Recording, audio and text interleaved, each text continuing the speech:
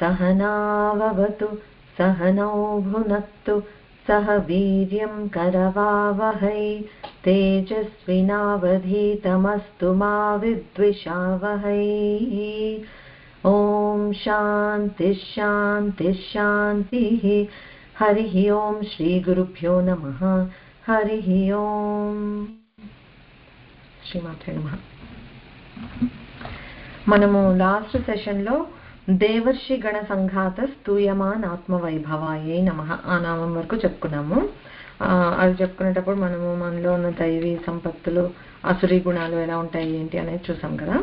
ఇప్పుడు ఇక్కడ నెక్స్ట్ నామం ఏంటంటే భండాసుర వధోద్యుక్త శక్తిసేన సమన్విత నుంచి మొదలయ్యి అదేంటి 65th నామము అక్కడి నుంచి 82 వరకు అంటే ఏంటి కామేశ్వరాస్త్ర నిర్దగ్ధ సవంధాసుర శూన్యక ఆ నామం వరకు మొత్తం భండాసుర వధ నడుస్తూ ఉంటుంది అనమాట. ఓకే, తర్వాత బ్రహ్మోపేంద్ర మహేంద్రాది దేవ సంస్థ వాళ్ళు అందరూ ప్రైజ్ చేస్తూ ఉంటారు, థ్యాంక్స్ చేస్తూ ఉంటారు. అక్కడి వరకు మొత్తం భండాసురుడి కథ నడుస్తుంది అనమాట మనకి. సో ఇక్కడ నుంచి ఒక కొత్త స్టోరీ. ఇప్పటి వరకు ఏంటి అమ్మవారి ఆవిర్భావం, అమ్మ ఎలా ఉంది, సాకార వర్ణన అంతవరకు చూసాం కదా. ఇప్పుడు ఈ ఆ అమ్మవారు దేనికి వచ్చింది అది చూద్దాం. సో మనము జస్ట్ ఒక స్టెప్ బ్యాక్ తీసుకొని చూస్తే కనుక అమ్మవారు చిరుగ్నికుండం నుంచి వచ్చింది. ఇప్పటి వరకు ఆ వర్ణన చూసాం కదా. చూస్తే ఎందుకు వచ్చింది అమ్మవారు, మన అది మర్చిపోకూడదు కదా. అసలు ఈ నామాలు ఎందుకు వచ్చాయి, సందర్భం ఏంటి, ఆ కాంటెక్స్ట్ అది మర్చిపోకుండా ఉంటే. సో అమ్మవారు భండాసురుడి వధ కోసం అవతరించింది. అయితే ఈ భండాసురుడు అసలు ఎవరు అనేది ఒకసారి చూద్దాం మనం. సతీదేవిగా అమ్మవారు దాక్షాయణిగా ఇది అవతారం చాలించినప్పుడు హిమవంతుడు అమ్మవారి కోసం తపస్సు చేస్తున్నాడు అనమాట. అమ్మని కూతురుగా కనాలి అని ఎంతమంది తప్పించారో అలాంటి వాళ్ళలో హిమవంతుడు ఒకళ్ళు అనమాట. సో ఆ హిమవంతుడికి పార్వతీదేవిగా పుట్టింది. అమ్మ ఎన్ని అవతారాలు తీసుకున్నా ఏ అవతారంలో అయినా శివుడినే పరిణామం చేసుకుంటుంది అనమాట. సో ఇక్కడ కూడా షీ ఆల్వేస్ న్యూ, ఈ అవతారం నేను ఎత్తాను శివుడిని పొందటానికే అని చెప్పి తపస్సు చేస్తూనే ఉంది. హిమవంతుడికి కూడా తెలుసు అమ్మవారు కారణ జన్మురాలని తెలుసు, ఆవిడ శివుడినే పెళ్లి చేసుకుంటుంది అనేది తెలుసు. సో ఒకసారి శివుడు హిమాలయాలకు వస్తాడు తపస్సు చేసుకోవడానికి. వస్తే సపర్యలన్నీ చేయటం కోసం అని చెప్పి పార్వతీదేవిని నియమిస్తారు. She'll be taking care of him అనమాట. ఏంటి ఒక గురువుకి శిష్యురాలు చేసినట్లుగా, భగవంతుడికి ఒక భక్తురాలు చేసినంతగా అంత శ్రద్ధగా అనమాట.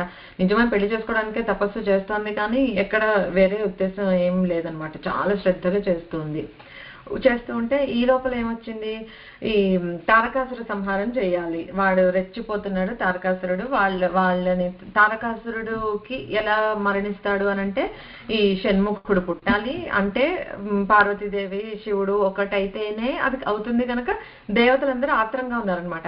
ఇలా ఆయనేమో అన్ని ఏమీ పట్టనట్టుగా ఒక మహాయోగిలాగా తపస్సు చేసుకుంటూ ఉంటారు. ఈవిడేమో ఆవిడ కోరిక ఏంటో కూడా మర్చిపోయి ఆయనకి చక్క సపర్యలు చేసుకుంటూ ఇలా ఉండిపోతే మనకి సృష్టి ఎలా నడుస్తుంది, షణ్ముఖుడిది అవతారం ఎలా వస్తుంది, తారకాసురుడి సంహారం ఎలా జరుగుతుంది. So we have to rush it somehow అని చెప్పేసి వాళ్ళు ఏంటారు, మన్మధుడు మొత్తం ప్రపంచంలో అందరినీ ఇన్ఫ్లుయెన్స్ చేయగలుగుతాడు తన పుష్ప బాణాలతోటి. అందరిలో కూడా అనురాగాన్ని అనేది కలిగించగలిగే సమర్థత ఉందన్నమాట. మన్మధుడు ఫస్ట్ హెసిటేట్ చేశాడు, అమ్మో శివుడి దగ్గరికి వెళ్ళేంత నాకు శక్తి లేదు అని చెప్పి. మిగతా దేవతలు ఆతృత ఏమంటే ఇది జరగాలి అనేసి ఆతృతతోటి బాగా పంప్ చేసేసి మన్మధుడిని నువ్వు సాధించగలవు, నీకెందుకు, మేమందరం నీతో ఉన్నాం కదా, వెళ్ళు, నీ శక్తి నీకు తెలియదు అన్నట్లుగా ఇచ్చేసి పంపించారు. సో వెళ్ళాడు, మొత్తానికి భయపడుతూనే కొంచెం ధైర్యం తెచ్చుకొని మొత్తానికి వెళ్ళాడు. సమయం చూసి వాళ్ళు అమ్మవారు సపర్యలు చేస్తూ ఉండగా ఒక మన్మథ బాణాన్ని వేశాడు. శివుడు చూడటము, 3వ కంటితోటి రగిల్చి వేయటం అనేది మనకి తెలిసిన స్టోరీయే కదా. అలాగా భస్మం అయిపోయి అలా బూడిద కుప్ప అలా ఉండిపోయింది. శివుడు అక్కడి నుంచి వెళ్ళిపోయాడు. తర్వాత అలాగా కంటిన్యూ అవుతూ ఉంది ఆ స్టోరీ. ఎన్నేళ్ల తర్వాత, అనేది మనకి తెలియదు టైం లైన్. ఎప్పుడో మళ్ళీ అప్పుడు అథ తద్భస్మ సంవీక్ష్య చిత్రకర్మా గణేశ్వరः తద్భస్మనా తు పురుషం చిత్రాకారం చకార సః ఏతద్దృష్ట్వా తు చరితం విధాత భండితి భండితి యదువాచ తతో నామ్నా భండో లోకేషు కథ్యతే.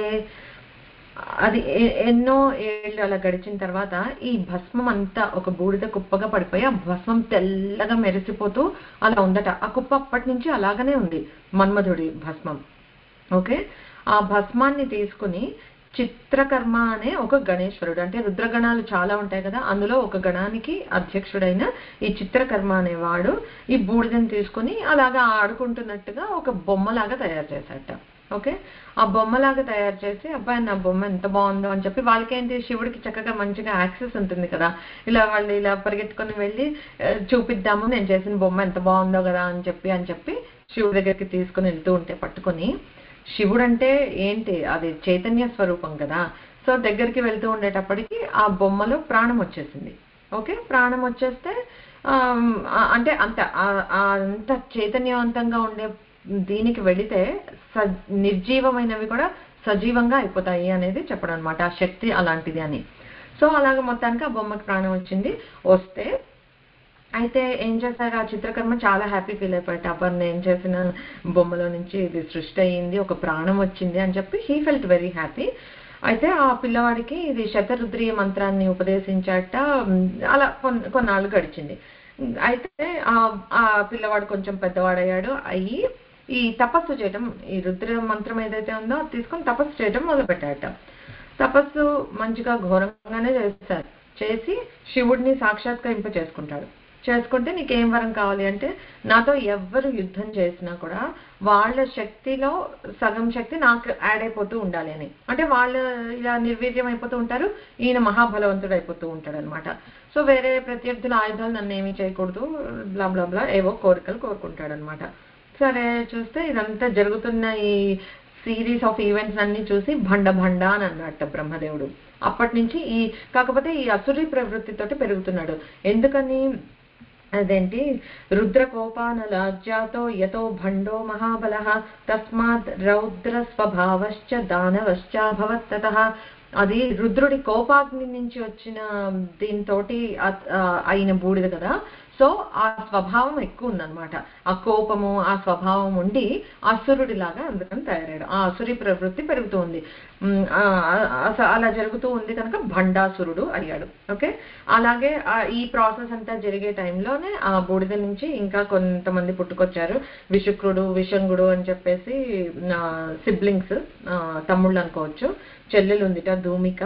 తర్వాత వేల మంది పుట్టుకొని వచ్చారు. మొత్తం 300 అక్షౌణిల సైన్యం అయ్యేంతట మంది ఉద్భవించారు ఆయన వెనకాతల, భండాసురుడి వెనకాతల ఫాలో అవుతూ. ఆ భండాసురుడికి ఇప్పుడు ఒక పెద్ద సైన్యం అయిపోయింది.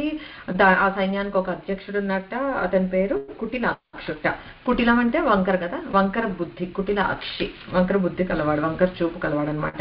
దట్ ఇట్ సెల్ఫ్ అంటే క్రూకెడ్ మైండ్ ఉన్నవాడు ఇదేంటి సైన్యాధ్యక్షుడు. సో ఇలా ఇంతమంది అసురులు పుట్టుకొచ్చేసారు అని తెలిసి ఆ వార్త అందేటప్పటికి శుక్రాచార్యుడు వచ్చాట. శుక్రాచార్యుడు అంటే మనకి దేవతలకి బృహస్పతి ఎలా గురువో అసురులందరికీ శుక్రాచార్యుడు గురువు అనమాట.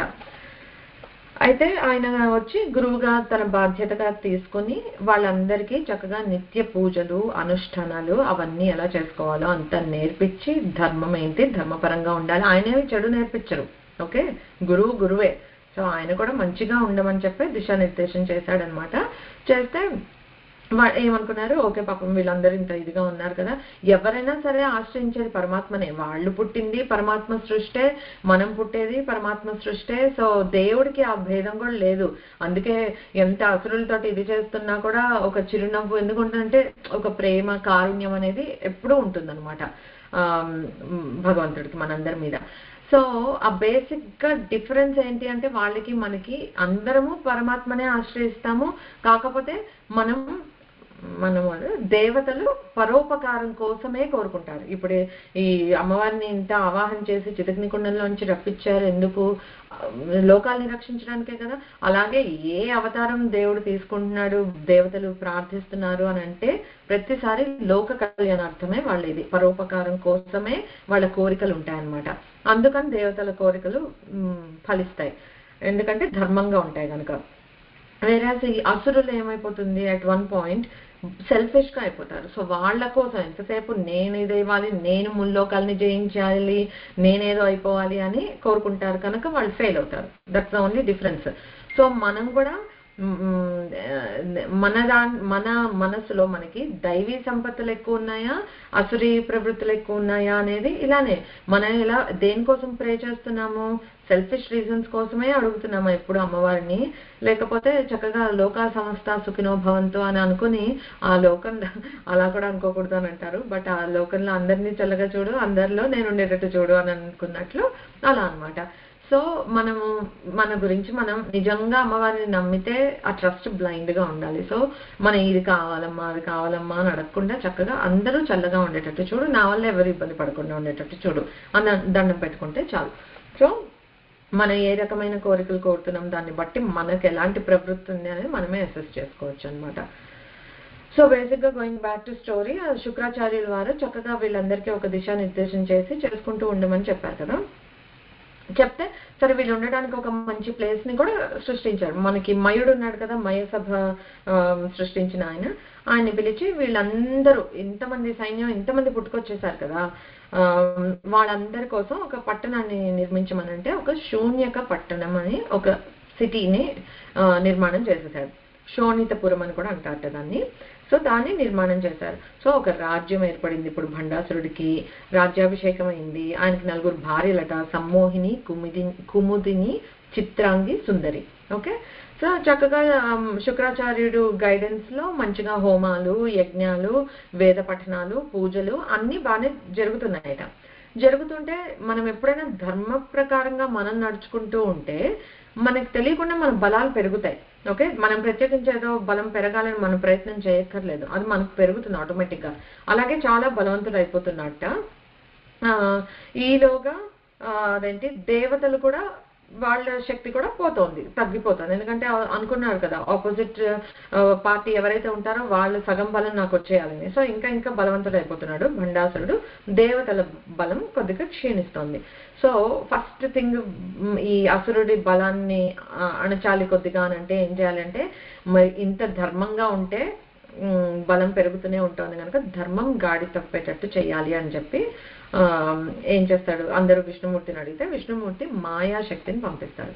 సో ఆ మాయ వల్ల, మాయకి లోబడిన వాళ్ళు ఎవరు చెప్పారు, ఎంతెంత వాళ్ళన్నా సరే మాయ ఇలా కమ్మేస్తుంది. అది మనం ఎన్నోసార్లు నారదుడి స్టోరీలో తెలుసుకుంటాం. 24 గంటలు హరినామస్మరణ తప్పితే ఇంకొకటి తెలియని నారద మహర్షి కూడా మాయకు లోనయ్యారు అని అంటే ఇంకా మనలాంటి వాళ్ళమో లేకపోతే భండాసురుడు లాంటి వాళ్ళు వీ కెన్ ఇమాజిన్. సో అప్పుడు ఏమైందంటే అలాగే వెళ్ళి మెల్లగా ప్రాపంచిక విషయాల పట్ల ఎక్కువ అందరూ మక్కువతో ఉండేటట్లు, ధర్మాన్ని స్కిప్ చేసేటట్లు, మన లైఫ్ లో మనము ఇఫ్ వి లుక్ బ్యాక్ ఎన్నిసార్లు మనం అలా ధర్మాన్ని తప్పుతుంటాము చూసుకోవచ్చు. అంతా మాయ, అంతా అమ్మవారు పెట్టే టెస్టే అని అనిపిస్తుంది నాకు. ఏదో అయిపోతుంది, అన్ని పనులు అవుతాయి కానీ పూజ మాత్రమే కాదు, దానికే టైం దొరకట్లేదు, లేకపోతే దానికే ఓపిక లేదు అన్నట్లు. ఇదంతా ఒక రకమైన అమ్మ పెట్టే పరీక్షలో మాయో అని అనిపిస్తుంది. ఆ మాయలో కొట్టుకుపోకుండా ఉండాలి, అమ్మవారు మనల్ని ఒడ్డెక్కించాలి అని గట్టిగా దండం పెట్టుకోవాలి. ఎందుకంటే మన చేత కాదు, మనకంత శక్తి లేదు. అమ్మ నిజంగా టెస్ట్ పెట్టాలి అని నాకైతే అనిపిస్తుంది. అమ్మ నిజంగా టెస్ట్ పెట్టింది అని అంటే ఐ కాంట్ స్టాండ్. సో అసలు టెస్ట్ పెట్టేంత యోగ్యత నాకు లేదమ్మా, ఉత్తి అనుగ్రహంగా ఉంటే చాలు అని అనుకుంటాను. అలాగా సో పాప ఈ మాయాశక్తి వల్ల ఏమైందంటే వాళ్ళ మొత్తం ధర్మం గాడి తప్పి ఇదైంది. సో అది భండాసురుడు గమనించాడు. ఓకే. ఎందుకంటే స్వతహాగా బాగా తెలివితేటలు అవన్నీ ఉన్నాయి, ఇంత ధర్మాచరణ చేశాడు. సో అర్థమైంది ఏంటి, ఆయన ఒక్కళ్ళు, భండాసురుడు ఒక్కడే కాదు, వాళ్ళ పట్టణంలో ఉండే వాళ్ళందరూ, ఆడవాళ్ళు, పిల్లలు అందరూ కొంచెం గాడి తప్పేస్తున్నారు అనమాట. అయితే అతనికి అర్థమయ్యి ఓకే ఇది దేవతలు పన్నిన కుట్ర, అని చెప్పేసి, లేదు మనం వాళ్ళ మీద అటాక్ చేయాలి అని చెప్పేసి ఏమనుకున్నారంటే, ఇప్పుడు మనకి వైరస్లు ఉంటాయి కదా, వాయు మార్గంగా వెళ్దాము మనము, లేకపోతే వాళ్ళ వరకు వాళ్ళ అంటే ఇప్పుడు స్వర్గంలోకి కానీ దేవలోకాల్లోకి కానీ మనం ఇలా ఇంతమంది సైన్యంగా వెళ్ళటం కష్టము. సో మనం కూడా మనకున్న మాయల్ని ఉపయోగించి వాయు రూపంలో వాళ్ళని చేరుకుందాము, చేరుకొని వాళ్ళ శక్తిని అంతా ఇట్లాగా పుల్ చేసి సక్ చేసేసి వాళ్ళని నిర్వీర్యం చేసేద్దాము అని ప్లాన్ వేసుకుంటాడు. And that is nothing but, ఇప్పుడు మనకుండే వైరస్లు ఎట్లా ఉంటాయి, వాయు రూపంగానే వస్తాయి. రెస్పిరేటరీ ఇల్నెసెస్ అంటాం, వాయు రూపంగా మనలో దూరి మనలో శక్తిని హరించేస్తున్నాయి. ఇవన్నీ కూడా ఏ అసురులేనేమో. ఓకే, సో అలాగా నీరసం అయిపోతుంది అనమాట. అంటే రసం అనేది లేకుండా బాడీలో, రసం అంటే ఏంటి, ఒక ఆర్ద్రత, ఒక టచ్ అయ్యి, ఒక ఇమోషన్స్ ఏమీ లేకుండా, ఓపిక లేకుండా అయితే అవని నాకు చేత కావట్లేదు అని చెప్పి వదిలేసి ఉండిపోవటం, అలా అయిపోతున్నారట రోజు రోజుకి దేవతలు. ఆ నీరసం అయిపోతూ ఉంటే లాభం లేదు, ఇప్పుడు ఇంకా అమ్మ రావాల్సిందే ఈ భండాసురుడి ఇది చేయటానికి అని. అదంతా ప్రీటెక్స్ట్ అనమాట. ఇదంతా జరగటం వల్ల అప్పుడు వాళ్ళు ఇప్పుడు ఏం చేయాలని విష్ణుమూర్తిని అడిగితే, ఆయన పరశంభు దగ్గరికి తీసుకుని వెళ్తే ఆయన అన్ని లోకాలకి అవతల ఉండే లోకంలోకి తీసుకుని వెళ్ళి అక్కడ అదేంటి పెద్ద సముద్రాలన్నీ ఎండగొట్టి ఒక ఈ హోమకుండాన్ని తయారు చేసి ఆయన చిదగ్నితోటి రగిల్చి, ఆ చిదగ్ని కుండంలో అందరూ దేవతలు వాళ్ళ ఆహాన్ని ఆహుతి చేస్తే అప్పుడు అమ్మ ఆవిర్భవించింది, వీళ్ళందరికీ తిరిగి వాళ్ళ శక్తినిచ్చింది. అంతవరకు మనం చెప్పుకున్నాం. సో అమ్మవారు చెప్పిన ఇత్తం యదా యదా బాధ దానవోత్థా భవిష్యతి తదా తదావతీర్యాహం కరిష్యాం అరి సంక్షయం. అమ్మవారు ఇచ్చిన హామీ అనమాట. ఎప్పుడెప్పుడు అలాగా దానవుల వల్ల బాధలు వచ్చి క్షోభం అనేది ఏర్పడుతుందో అప్పుడు అవతారం తీసుకొని నేను అదేంటి ఆ రాక్షసుల్ని అంతం చేస్తాను అని అమ్మ చెప్పినా, లేకపోతే పరిత్రాణాయ సాధూనాం వినాశాయ చ దుష్కృతాం ధర్మ సంస్థాపనార్థాయ సంభవామి యుగే యుగే అని స్వామి చెప్పిన, ఇద్దరిది ఏంటి అనంటే ఒక ప్రామిస్. అది మనకి ఆ నమ్మకం పెట్టుకుని ఉంటే ధైర్యం ఉంటుంది. ఇప్పుడు నిన్న జరిగింది ఒక టెర్రర్ అటాక్, హీనియస్ యాక్ట్ అనిపిస్తుంది మనకి అట్లాంటివి చూసినప్పుడు. మరి ఇలాంటి వాటికి ఎందుకు భగవంతుడు చెలించట్లేదు, వెంటనే ఎందుకు చూపించట్లేదు లీలా అని. ఎవ్రీథింగ్ హ్యాస్ ఏమో ఒక టైం, ఒక భూమిక, అవన్నీ అవసరం అనుకుంటా ఏదైనా జరగాలంటే. వెరీ సాడ్, బట్ మనం బిలీవ్ చేయాలి. అది ఏదో శిశుపాలుడిది 100 మిస్టేక్స్ లెక్క పెట్టి అయిన తర్వాత కానీ కళ్ళ ముందు అన్యాయం జరుగుతున్నా ఒక టైం వరకు ఊరుకున్నాడు కృష్ణుడు కూడా. అలాగే ఉంటుందేమో ఇది కూడా. సో వాళ్ళ కర్మ పరిపక్వం జరిగినప్పుడు వస్తారు, అవతారాలు జరుగుతాయి. ఏదో ఒకటి అధర్మం అనేది ఎప్పటికన్నా ఓడిపోతుంది, అది మనం నమ్మకం పెట్టుకొని ఉండాలి. ఓకే, సో ఇదంతా ప్రీటెక్స్ట్ చెప్పుకున్నాం కదా. ఇప్పుడు మళ్ళీ మనం నామాల్లోకి వెళ్దాము. భండాసుర వధోద్యుక్త శక్తి సేనా సమన్విత, అది నెక్స్ట్ నామం.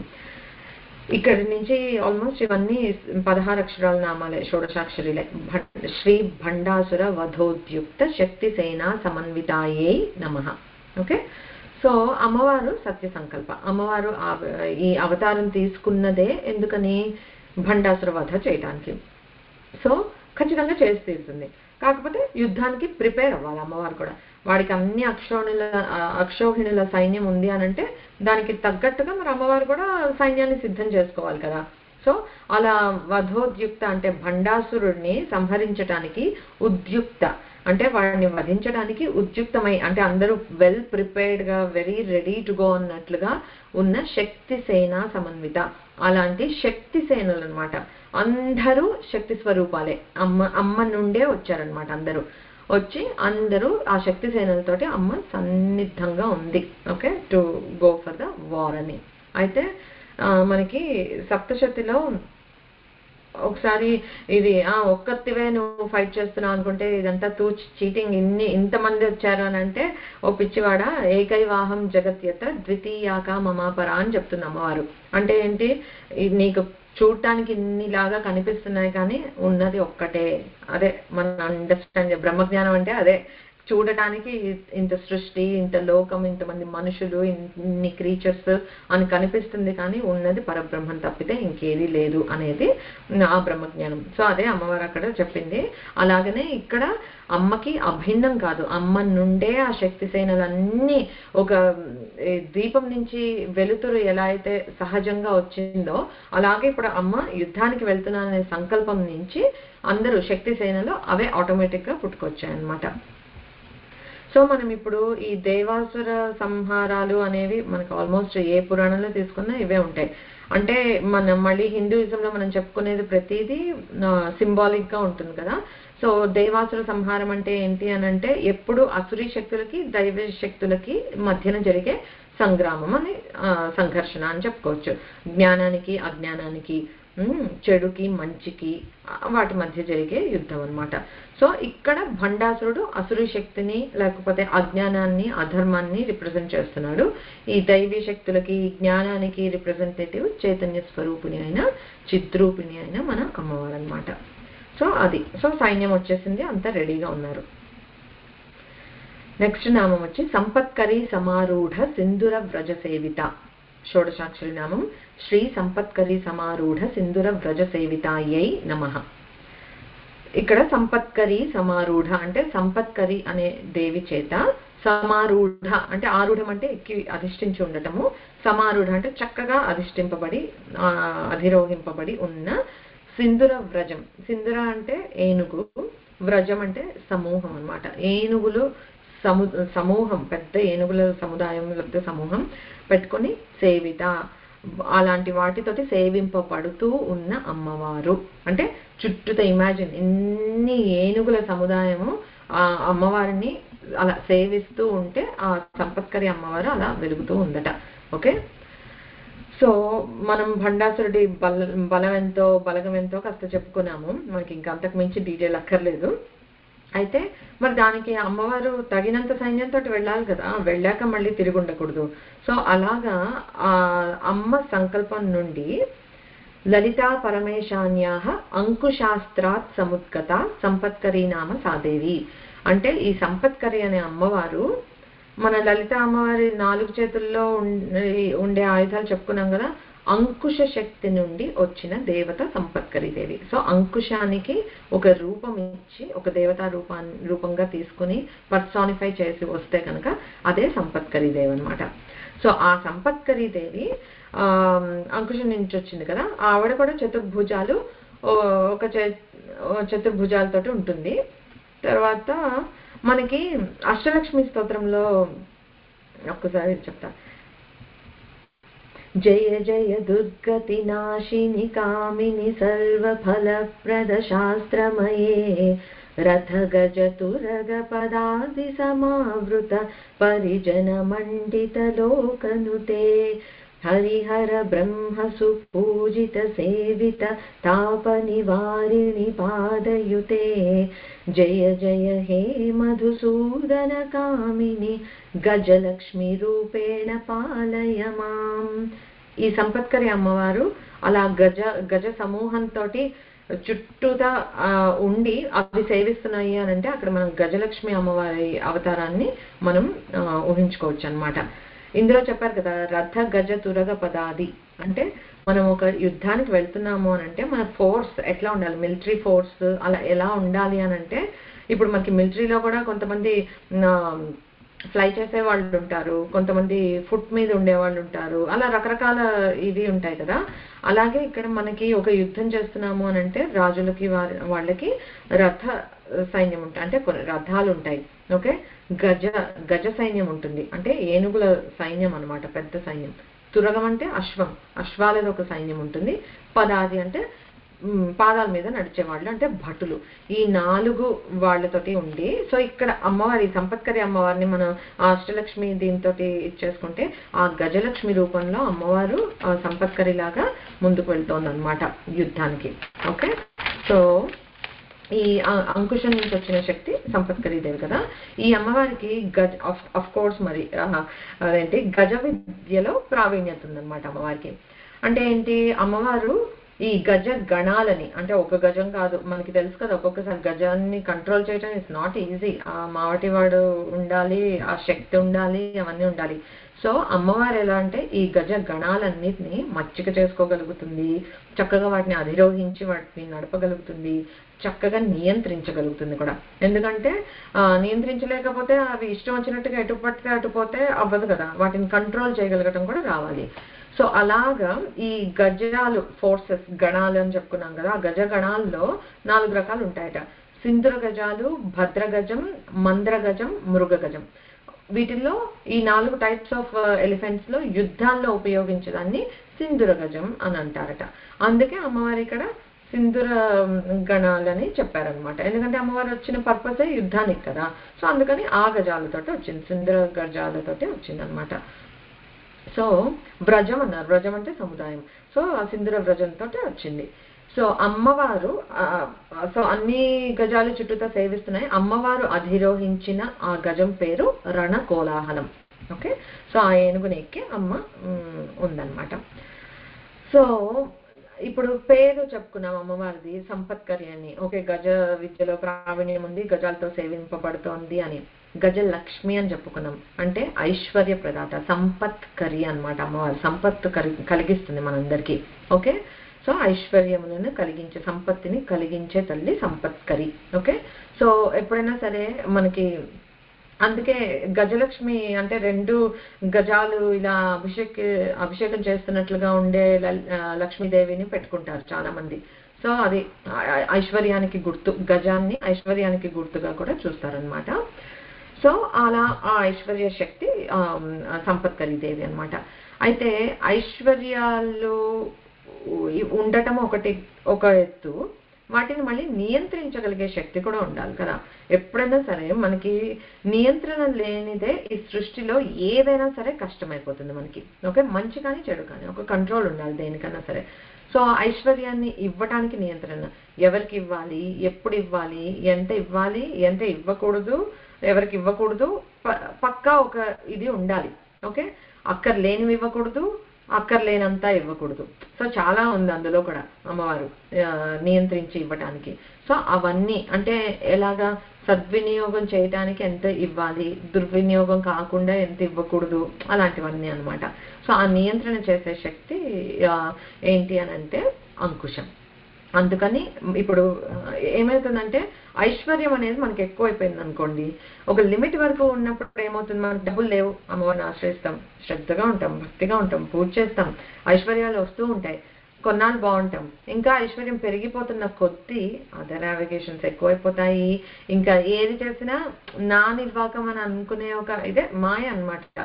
నేను చేశాను కనుక నేను కరెక్ట్ డెసిషన్స్ తీసుకున్నాను, నా స్ట్రాటజీ ఎప్పుడూ తప్పు కాదు, నేను ఏది చేసినా అది కరెక్టే అవుతుంది, నాకు చెయ్యే అలా అయిపోయింది, పట్టిందే బంగారం, ఏది పడితే అది అనేసుకుంటాం. కానీ అక్కడ అమ్మవారి అనుగ్రహం ఏంటి అనేది మర్చిపోతూ ఉంటాం. అప్పుడు ఏమైపోతుంది, దుర్మదం అంటారు దాన్ని. ఓకే, ఏనుగులు కూడా మదం ఎక్కిన ఏనుగు అంటారు, గుర్తుంది. అన్ని చూడండి సింబాలిక్ గా హౌ ఎవ్రీథింగ్ రిలేట్స్ టు ఆ మదాన్ని అనచడానికి మనకి ఏం కావాలి, అంకుశం. సో ఆ అంకుశం నుంచి వచ్చిన శక్తి సంపత్కరి. సో ఐశ్వర్యాన్ని ఇచ్చేది అమ్మవారే. మనకు మదం వస్తే మదాన్ని కంట్రోల్ చేయగలిగే శక్తి కూడా అమ్మవారిలోనే ఉంది. సో కొన్నిసార్లు నేను ఇందాక చెప్పాను కదా, మాయని మనం దాటలేకపోవచ్చు, కానీ ఎంత మాయ ఏమిచ్చినా తల్లి, కష్టం వచ్చినా నష్టం వచ్చినా ఏమొచ్చినా నీ పాదాలని మాత్రం వదలను అనే ఈ ఒక్క బుద్ధి మనం స్ట్రైట్ గా పెట్టుకుని ఉంటే కనుక రాని ఐశ్వర్యాలు వచ్చిన రోజు మనం హ్యాపీగానే ఉంటాం, అమ్మ పాదాలు పట్టుకొని, పోయిన రోజు కూడా మనం హ్యాపీగానే ఉంటాం, ఎందుకంటే మనకి అమ్మ పాదాలని వదలలేదు కనుక. So that is something that we can always practice. అప్పుడు మదం మనకి ఎప్పుడు చేరదు. ఎప్పుడు మనకి లైఫ్ లో వస్తున్నదంతా అమ్మ అనుగ్రహము, అమ్మ ఇచ్చే ప్రసాదము అని అనుకుంటే మదం ఎందుకు వస్తుంది? Will always stay very humble. అమ్మ ఇచ్చింది, పరమేశ్వరుడి దయ. ఇవాళ రోజు మనం తిన్నామన్నా, నలుగురికి ఏదైనా పెట్టుకోగలిగామన్నా ఆ ఐశ్వర్యం ఎవరిచ్చింది, అమ్మవారు ఇచ్చింది అని అనుకున్నాం అనుకో, మదం అనేది మన దగ్గరికి చేరదు, అంకుశం అమ్మ మన మీద వాడాల్సిన అవసరమే రాదు, అన్న నియంత్రణ అనేది మనకి అమ్మే ఇచ్చేసింది అనమాట. సో అలాగా ఆ మదాన్ని కంట్రోల్ చేసే శక్తి కనుక నిగ్రహ శక్తి కూడా అన్నమాట అమ్మవారు. ఓకే, సో మనము మామూలుగా ఉన్నప్పుడు ఎలా ఉన్నామో నిజంగా మనకి ఐశ్వర్యము అంతా కలిసి వస్తే కూడా మనం ఎలా ఉంటామో అనేది మనం జాగ్రత్తగా ఉంటే సరిపోతుంది. లైక్ ఐ సెడ్ అమ్మ పాదాలు పట్టుకుని ఉంటే సరిపోతుంది.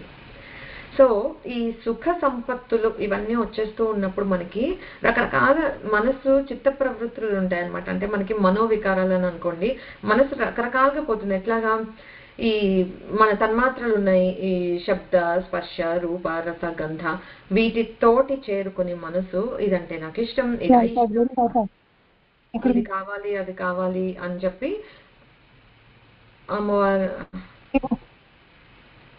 ఏమన్నా మాట్లాడుతున్నావా హిమని? సారీ అండి, మినీ క్లాస్ అవుతుంది. No problem, just wanted to see.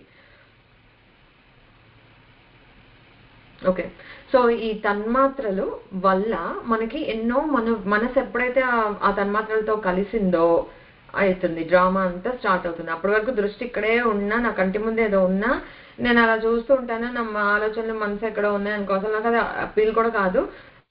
ఈ మనసు ఎప్పుడైతే లైన్లోకి వస్తుందో, వావ్ అది ఎంత బాగుందో, నాకు అది కావాలి, నాకే కావాలి, అలా రకరకాలుగా అవుతూ ఉంటాయి అన్నమాట.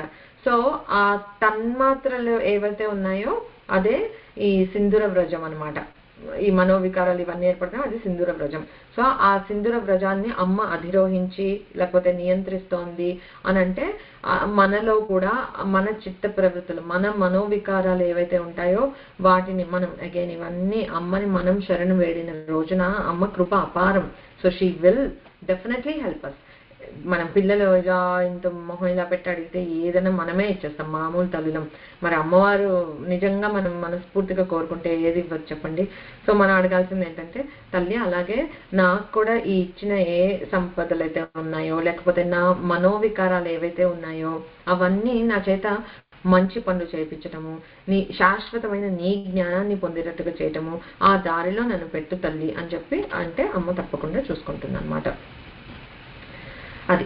సో శ్రీచక్రంలో మనకి త్రికోణంలో ఉండే కామేశ్వరి దేవి అని చెప్తాము, ఆ అమ్మవారే సంపత్కరీ దేవి అనమాట. సో ధ్యాన శ్లోకం చెప్తాను, అగైన్ అన్ని చక్కగా కళ్ళు మూసుకుని హాయిగా వినండి, నోట్ ఏం చేసుకోక్కర్లేదు. దీన్ని యాక్చువల్లీ మంత్రాలు కూడా ఉన్నాయి కానీ I don't want to tell any మంత్రాలు, ఎందుకంటే అవన్నీ గురుముఖత మనం నేర్చుకో. ధ్యాన శ్లోకాలు చాలు కదా, అసలు ధ్యానం చాలు, అసలు అమ్మవారి తత్వాన్ని అర్థం చేసుకుంటే చాలు. నువ్వు పేరు కూడా చెప్పక్కర్లే, హాయిగా కళ్ళు మూసుకొని ఇట్లాట సంపత్కరి అమ్మవారు ఇలా అనుకుని ఆ భావన గమ్య అమ్మవారు, సో భావిస్తే చాలు. ఓకే, సో శ్లోకం ఏం చెప్పారంటే, అనేక కోటి మాతంగ తురంగరథపత్తిభిః సేవితాం అరుణాకారం వందే సంపత్ సరస్వతీం అన్నారు చూసా. సంపత్ సరస్వతి, అసలైన సంపత్తు ఆ జ్ఞానం అనమాట. సో ఆ జ్ఞానం, జ్ఞాత, జ్ఞేయం అనే ఆ త్రిపుటి మూడు ఒకటే అనే మనకి ఆ జ్ఞానాన్ని సంపత్కరి అమ్మవారు ఇస్తుంది, ఎప్పటికైనా ఇస్తుంది. సో అది ఒకటి. ఇంకొక ధ్యాన శ్లోకం ఉంది, రమ్యే క్షణాం సౌమ్యముఖారవిందాం కిరీటధారీం హరితాంబరాఢ్యాం తాం పూర్ణకుంభాభయముద్రహస్తాం సంపత్కరీం నౌమి సదా సమృద్ధ్యైః. సో అదొక ధ్యాన శ్లోకం అనమాట, అమ్మవారిని వర్ణిస్తున్నారు. సో ఎప్పుడైనా మనకి నిజంగా చేసుకోవాలని అనిపిస్తే, నాకేమనిపిస్తుందంటే ఇలాగా ఈ శ్రీచక్రంలో ఒక్కొక్క ఆవరణలో ఉండే దేవతలు ఎంత మంది ఉన్నారో అలా ఒక్కొక్కళ్ళకి విడివిడిగా చేస్తూ పూజ కూర్చునేంత లైఫ్ స్పాన్ మనకి లేదు, అంత ధారణ మనకి లేదు, చాలా కష్టం. ఉన్న ఒక్క అమ్మ ఆ లలిత అమ్మవారి పాదాలే పట్టుకుంటే అయిపోతుంది కదా అని అనిపిస్తుంది. బట్ దిస్ ఇస్ ద ధ్యాన శ్లోకం అనమాట. సో అది సంపత్కరి అమ్మవారు. నెక్స్ట్ నామం ఏంటంటే అశ్వారూఢాధిష్ఠితాశ్వ కోటి కోటి భిరావృత. అగైన్ మొత్తం ఒకటే నామం, ఎక్కడ విడదీయకుండా చదవాలి. సో శ్రీ అశ్వారూఢాధిష్ఠితాశ్వ కోటి కోటి భిరావృతాయై నమః అనేది నామం. ఆరూఢ అంటే అధిరోహించింది, అశ్వ ఇక్కడ అమ్మవారు అశ్వాన్ని గుర్రాన్ని ఆరోహించి ఉంది. ఓకే, అధిష్ఠిత అశ్వ కోటి కోటిభిః ఆవృతాః అంటే చుట్టూత కోట్లాను కోట్ల అశ్వాలు ఉన్నాయట అమ్మవారికి. ఈ అశ్వారూఢ ఒక అశ్వాన్ని అధిరోహించి ఉన్న అమ్మవారికి, ఇందాక సంపత్కరీ దేవికి ఎలా అయితే చుట్టూత ఎన్నో గజ సమూహం ఉందో అమ్మవారిని సేవిస్తూ, అలాగా ఈ అశ్వారూఢ అనే అమ్మవారికి ఆ అశ్వం మీద కూర్చుని ఉన్న అమ్మవారు బట్ చుట్టూతా కోట్లాను కోట్ల అశ్వాలు సేవించుకుంటూ ఉన్నాయట. సో అశ్వ సైన్యంతో వచ్చింది ఈ అమ్మవారు అశ్వారూఢ. ఓకే, ఇందాక ఎలా అయితే అమ్మవారు గజ విద్యలో ప్రావీణ్యాలు అని చెప్పుకున్నామో అలాగా ఈ అమ్మవారు అశ్వ విద్యలో ఆరితేరిందనమాట. సో లలితా పరమేశాన్యా పాశాయుధ సముద్భవ, ఈ అమ్మవారు పాశం నుండి వచ్చిందనమాట. ఇందాక మనం ఈ గజలక్ష్మి స్తోత్రం అష్టలక్ష్మి ఇది చెప్పుకునేటప్పుడు అనుకున్నాం కదా, రథ గజ తురగ పదాది. ఓకే, సో మనము రథం గురించి నెక్స్ట్ నామాల్లో వస్తుంది. తర్వాత ఇందాక గజం గురించి ఇందాక చెప్పుకున్నాం, ఇక్కడ అశ్వ సైన్యం వచ్చింది. సో అన్ని నెమ్మదిగా అమ్మవారు సమకూర్చుకుంటోంది అనమాట. ఈ ఇది అశ్వ సైన్యం ఉంది, గజ సైన్యం ఉంది. ఇప్పుడు ఈ అశ్వారూఢ అయిన ఈ అమ్మవారు ఎక్కి ఉన్న గుర్రం పేరు అపరాజిత, పరాజయం ఎరుగని గుర్రం అనమాట. దాన్ని అధిరోహించింది. ఎలా పయనిస్తుందట, వాయువేగ మనోవేగంతో. వాయువేగం కూడా మనం చూసాము చూడకపోయాం, but very powerful. Wind is very powerful, తెలుసు కదా మనకి. మనసు ఇంకా చెప్పక్కర్లా. ఇక్కడ ఉండి నేను ఇలా మీతో యాక్టివ్ గా మాట్లాడుతూ ఉన్నా కూడా నా మనసు పోయి ఇండియాలో ఉండొచ్చు, లేకపోతే ఇంకెక్కడో ఉండొచ్చు, ఆ అమ్మవారి పాదాల దగ్గర ఉంటే ఇంకా అంతకన్నా కోరుకునేది లేదు. మనసు అంత వేగంగా ప్రయాణిస్తుంది అనమాట. సో ఆ వేగంతో అమ్మవారు అశ్వాల్ని నడపగలుగుతుంది. సో అసలు మామూలుగానే గుర్రాలంటే చాలా ఫాస్ట్ గా వెళ్తాయి. అందుకే మనకి ఫస్ట్ లో మోడ్ ఆఫ్ ట్రాన్స్పోర్టేషన్ ఎప్పుడు గుర్రాలతోటే ఉండేది కదా. అప్పుడు కొత్తగా స్టీమ్ ఇంజిన్ కనుక్కున్నప్పుడు ఏంటి 1800s లో అట్లాగా దాని స్పీడ్ ని మెజర్ చేయడానికి అవుట్పుట్ ని దే యూస్డ్ హార్సెస్ అనమాట. ఒక ఈ హార్స్ ఎంత స్పీడ్ లో వెళ్తుంది, ఇది ఎలా వెళ్తుంది అలా కంపేర్ చేసి, అందుకే ఇప్పటికి కూడా ఒక ఇంజిన్ ని యూనిట్ ఆఫ్ మెజర్మెంట్ చెప్పాలి అంటే హార్స్ పవర్ అని చెప్తాం. అది రెగ్యులర్ హార్సెస్ కే ఒక హార్స్ పవర్ అని చెప్పి అంత పవర్ఫుల్ అని మనం అనుకుంటే, ఇంకా అమ్మవారు నడిపే అశ్వాలు అని అంటే వాయువేగంతో అశ్వవేగంతో నడిచే అవన్నీ అంటే అసలు ఎలా ఉంటాయి. ఇంకొకటి మనము శ్రీ సూక్తంలో చూస్తాం కదా, అశ్వపూర్వాం రథమధ్యాం హస్తినాద ప్రబోధినీం శ్రియం దేవీం ఉపహ్వయే శ్రీర్మా దేవీ జుషతాం. ఒక మీనింగ్ తెలుసుకుంటే చూసారా ఎన్ని కనెక్షన్స్. అదే చెప్తున్నారు శ్రీ సూక్తంలో, అశ్వపూర్వం అశ్వ సైన్యం అమ్మవారి కన్నా ముందు ఉంది, రథ మధ్యం మధ్యలో రథం మీద అమ్మవారు ఉంది, హస్తినాద ప్రబోధిని అమ్మవారు గజ సైన్యంతో వెనకాతలు వస్తుంటే అవన్నీ ఏనుగులన్నీ ఘీంకరిస్తున్నాయి అని. సో అలాగా అంటే ఒకసారి మనకి మీనింగ్ తెలిస్తే ఈ కనెక్షన్స్ అన్ని అరే కదా అని అనుకుంటాం. చదువుతుంటే రోజు ఏదో మంత్రంలాగా మంత్రం కాదు, ప్రతి దానికి వెనకాతల ఒక మీనింగ్ ఉందన్నమాట. ఆ meaning connect somewhere else, we just have to learn how అని. సో అమ్మవారు అలా వస్తుంది. ఏంటి, శ్రీయం అందరికీ సకల శుభాలను కలుగ చేయడానికి వస్తుంది. అలా వస్తున్న అమ్మవారిని, సో మనం ఈ మంత్రం నెక్స్ట్ టైం చదివినప్పుడు అలా ముందు అశ్వసైన్యం నడుస్తూ ఉంటే అమ్మవారు అలా శ్రీచక్రమైన రథంలో వస్తూ ఉంటే వెనకాతల గజ సైన్యం ఫాలో అవుతూ ఉంటే అలా శుభాలు చేయడానికి వస్తున్న అమ్మవారిని నేను ఆశ్రయిస్తున్నాను, నేను దండం పెట్టుకుంటున్నాను అని దాని మీనింగ్ అనమాట. సో అలాగా అది అమ్మవారు చేస్తుంది. సో ఇందాక మనం నామంలో చెప్పుకున్నాము, ఒక ఏనుగుని కంట్రోల్ చేయాలి, దుర్మదమైన ఏనుగుని కంట్రోల్ చేయాలి అని అంటే మనకి అంకుశం కావాలి. సిమిలర్లీ అశ్వాన్ని ఎలా కంట్రోల్ చేస్తాం, ఒక పాశం కావాలి కదా, తాడుతోటి దాన్ని కంట్రోల్ చేస్తాం, దాని స్పీడ్ ని లేకపోతే దాన్ని డైరెక్షన్ ని అవన్నీ కంట్రోల్ చేస్తాం. అది అమ్మవారి చేతిలో ఉన్న పాశ శక్తితోటి ఈ అశ్వారూఢ అమ్మవారు వచ్చింది అంటే అదనమాట మీనింగ్. ఓకే, ఇకపోతే మన ఇంద్రియాలని, మన మనసుని ఇంద్రియాలని అన్నిటితోటి అశ్వాలతోటే పోలుస్తారు మన బాడీలో. ఓకే, వాటిని అదుపులో ఉంచి లేకపోతే స్వారీ చేస్తూ ఉండేది మనస్సు కదా. It controls, it tells us what to do, ఇది చేయి అది చేయి, కమాన్ డూ ఇట్ అని చెప్పి ప్రేరేపిస్తూ ఉంటుంది. కోరికలే గుర్రాలైతే అని అంటారు కదా మనకి అలాగా. సో అలాగా ఇది కఠోపనిషత్తులో ఒకటి చెప్తారు, ఏమనంటే యస్తు అవిజ్ఞానవాన్ భవతి అయుక్తేన మనసా సదా తస్యేంద్రియాని వశ్యాని దుష్టాస్వ ఇవ సారథేహే. అంటే ఆ మనసుని నియంత్రణ లేకుండా విచ్చలవిడిగా వదిలేసి సరి అయిన జ్ఞానాన్ని మనం సంపాదించకుండా అలాగా, అంటే ఒక ఇంటెలెక్ట్ గా డెసిషన్స్ తీసుకోకుండా మనసు ఎలా నడిపితే అలాగా వెళ్ళిపోతూ ఉన్నాం అనుకోండి, అవి ఎలా చెప్తున్నారు అంటే అప్పుడు ఆ ఇంద్రియాలు దోషపూరితమైన అశ్వాలు ఉండి సారథి పట్టు నుంచి అదుపు తప్పిపోతే ఎలా ఉంటాయో అలా ఉంటాయి అని అన్నారు. ఓకే, సిమిలర్లీ ఏంటి, ఎస్తు అవిజ్ఞానవాన్ భవతి అని అన్నారు. అక్కడ అయుక్తేన మనసా సదా అంటే యుక్తిగా ఆలోచించట్లేదు, అవిజ్ఞవాన్ జ్ఞానాన్ని సముపార్జన చేయట్లేదు, అటువంటి వాళ్ళు ఆ ఇంద్రియాలని if the let go and do whatever నియంత్రించకుండా ఉంటే దుష్టమైన అశ్వాల్లాగా అదుపు తప్పిపోతాయి సారథి నుంచి అని చెప్పారు. నెక్స్ట్ ఏం చెప్పారు, ఎస్తు విజ్ఞానవాన్ భవతి యుక్తేన మనసా సదా అంటే ఇక్కడ ఏం చెప్పారు, ఎవరైతే ఆ విజ్ఞానంతో ఓకే యుక్తితో ఆలోచించి మనస్సుని ఎప్పుడు కంట్రోల్లో పెట్టుకుంటున్నారో వాళ్ళ ఇంద్రియాలు వాళ్ళ వశంలో ఉంటాయి. సదశ్వ ఇవ తస్యేంద్రియాన్ని వశ్యాన్ని సదశ్వ ఇవ సారథే కంట్రోల్లో ఉంటాయి అని చెప్తున్నారు అనమాట. సో ఆ పరమాత్మ జ్ఞానం తెలుసుకోవటము, మనస్సుని సన్మార్గంలో నియంత్రించుకుంటూ ఉండటము, ఇవన్నీ చేస్తే మనం కూడా వశం తప్పకుండా ఉంటామన్నమాట. సో ఇందాక ఏం చెప్పాము, మనోవ్యాపారాలు ఇక్కడ ఇంద్రియాలు ఆ రెండింటిని నిగ్రహించుకుంటే మనకి అంటే వి డోంట్ గివ్ ఇన్ అనమాట. అవి నడిపే దారిలో మనం వెళ్లకుండా ఒక యుక్తంగా ఆలోచించి ఒక ధర్మాన్ని పట్టుకుని మనము ఒక బుద్ధి నడుపుతుంది అనమాట మనల్ని అప్పుడు. సో ఇప్పుడు మనము ఈ చండీ సప్తశతి చేస్తాం, అందులో సురథ ఉన్నాడు, సమాధి, తర్వాత సుమేధ ఋషి కదా. ఇప్పుడు సురథుడు అంటే ఇట్లా మన ఇంద్రియాలు, ఓకే. సో అలా అంటే మన బాడీకి సంబంధించింది. ఇక్కడ చెప్పిన వాటిలో మనం రిలేట్ చేసుకుంటే ఆ సురథుడు అంటే ఏంటి, మన ఇంద్రియాలతో మనం ఏం చేస్తున్నాము, ఇట్లా ఈ జ్ఞానం పెట్టుకుని యుక్తంగా వ్యవహరిస్తున్నామా లేకపోతే లేదా.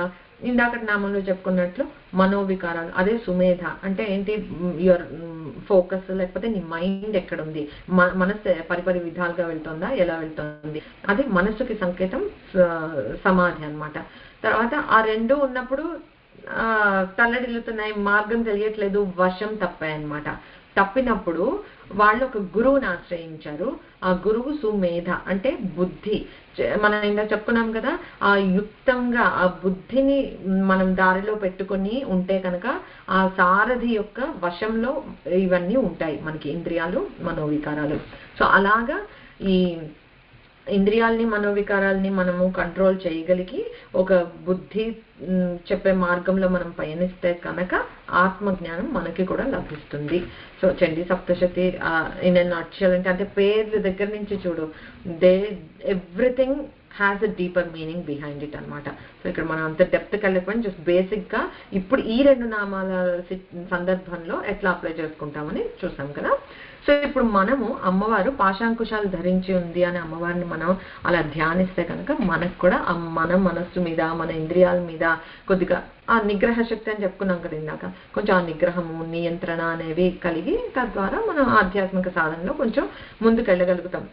ఆధ్యాత్మిక సాధనకి ఏంటి స్టాప్ చేసేది, everybody has the potential. Stop చేసేది ఏంటి అని అంటే how quickly you give in. నీ మనసు ఒకటి చెప్తుంటుంది, మనసు ఎప్పుడు సుఖపడనే చెప్తుంది.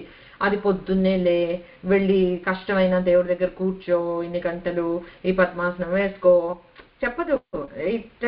కొద్దిసేపు పడుకో, పాపం అలసిపోయావు, అన్ని ప్రేమ చూపిస్తుంది, తృప్తి ప్రేమ. But that's not what we want. మనం బుద్ధి చెప్పినట్లుగా నడుచుకోగలం అనమాట. సో ఆ నియంత్రణ శక్తిని కూడా అమ్మవారే ఇవ్వాలి.